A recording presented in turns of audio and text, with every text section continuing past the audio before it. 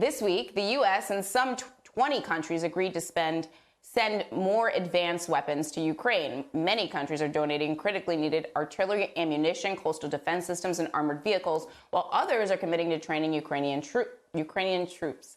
During the announcement, U.S. Secretary of Defense Lloyd Austin explained why delivering more high-tech weapons to Ukraine is essential right now. The fight is really shaped by artillery in this phase, and we've seen serious exchanges of artillery fires over the last several weeks. This international military aid comes as Ukraine continues its strong resistance and while Russia increases the intensity of its operations in the Donbass region. And joining me now is Major John Spencer. He's the chair of Urban Warfare Studies at the Madison Policy Forum and also the author of the upcoming book, Connected Soldiers. Thank you so much for joining us today. Thanks for having me. So what do you think of this latest military aid to Ukraine? I think we asked this question over and over again, Bill, but will this be enough? I mean, it's hard to say will it be enough. Is it a game changer? Not only the U.S. aid that's happened in the $40 billion, that's a game changer. But to have this meeting that Secretary Austin is talking about, the meeting of 40 plus nations with 20 more just this week saying, I'm going to send tanks, I'm going to send helicopters. It's the lifeblood of keeping the Ukrainians winning in Ukraine. It seems to me that, you know, there's so many things about this particular moment that are unprecedented. And you mentioned so many countries coming together and saying, we are going to be on this one side. On the other side, though, you have Russia essentially adjusting their goals. At least that's what it appears from looking at their movements on the ground. They're consolidating their position in Ukraine, in the Donbass region. Obviously, they failed to make it to Kyiv. Do you think that's a major concession? Does this demonstrate that Ukraine is successfully defending themselves using this aid from so many different countries around the world and our allies? Absolutely, I do. I mean, Russia entered illegally into Ukraine to take the whole country. It wanted to topple the government, take the capital city. And thanks to the reforms that the U.S. and other nations had been a part of in the Ukrainian military and the javelins and the stingers, they failed that mission, right? They failed to take the whole country.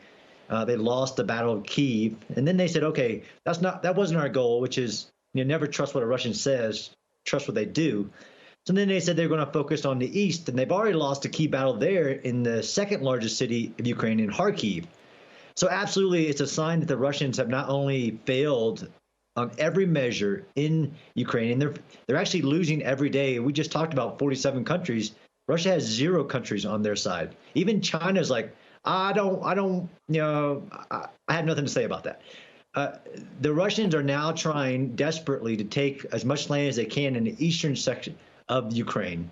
And I think that they will fail, but it's a dangerous situation. Thousands are dying as we speak. Talk about why it's dangerous. I mean, how difficult do you think it will be for Russia to take over those eastern parts of Ukraine? So they're trying to do a pincer move and an encirclement of the Ukrainian forces that have been in that area for over 8 years, right? There's been a war in Ukraine since 2014 when they illegally took Crimea and in the Donbass.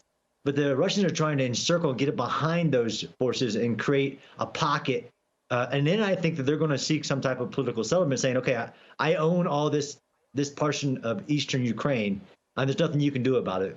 And of course, the Ukrainians are fighting with this Western weaponry that has to get there fast enough for them, because they are outnumbered. Let's be frank. They're outnumbered in many portions, and the Russians are really trying to encircle some of these key cities that are in this area, since they're really bad at urban warfare, which is kind of what I study. But it's a dangerous situation because they are massing, and they made a gain here, a gain there, but they don't have what we all know is critical in war, which is the morale, the will to fight.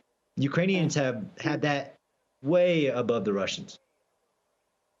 It seems that when you're fighting to defend your own country, that is a very different thing from invading another country in terms of just your heart. In terms of what you said they wanted to create a pocket. But that also makes me think about the fact that in that pocket, there are other people that are not fighting I know a lot of millions of civilians have fled their homes. Many have fled to other countries as refugees.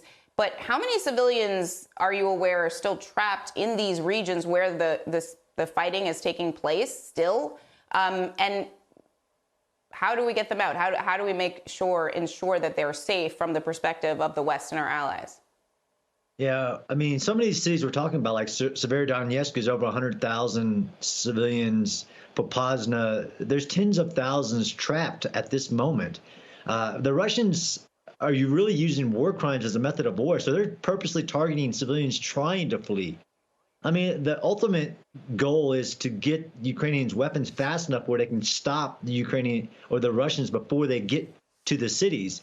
But there's tens of thousands trapped in cities like Severodonetsk, Kramatorsk. And if you remember, just a few weeks ago, the Russians actually targeted the train station in Kramatorsk where the civilians were trying to leave and with very large missiles. So this is a really bad humanitarian crisis. It has been from day one because this is the nature of urban warfare, and Russians will target civilians as a method. They're not accidentally hitting civilians. They're purposely killing civilians. I think you remember the theater in Mariupol that had children written on the outside of it. They're going to keep doing that in these cities. These are 100,000 people cities with people that are trapped, that are some of them trying to get. I mean, one thing is you could insist on a humanitarian corridor, but like we've seen Russians, they won't adhere to that. Then they'll just shoot people in the corridor. It's terrible. It was one of my and it is absolutely terrible. And it was one of my first questions when I saw that the fighting had become concentrated in one particular area. I'm like, wait, did all of the civilians get out safely before all of this fighting is going on around them? And to your point, no, very much still an emergency. Major John Spencer, thank you so much for your analysis and for your time today. Please stay safe.